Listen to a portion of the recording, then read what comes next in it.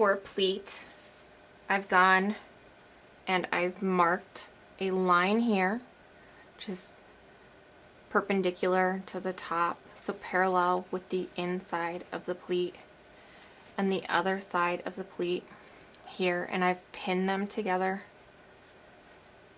This is not something that's actually sewn, but I'm going to baste it to help with the rest of the steps. So I'm basting along this line that I created.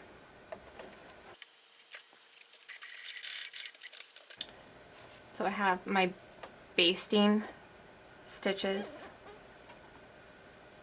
Now I'm going to go and press my pleat in the way that it needs to go. So my pleat is going to be this way.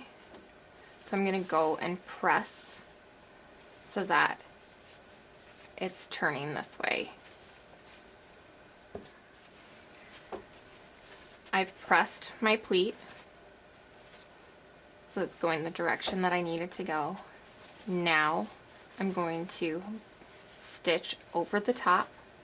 It can be a basting stitch or a regular stitch.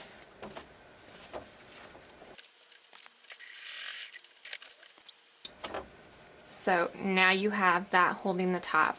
You can leave it like this to finish the rest of your sewing.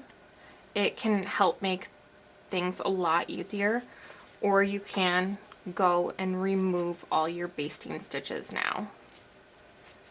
It's just a matter of preference.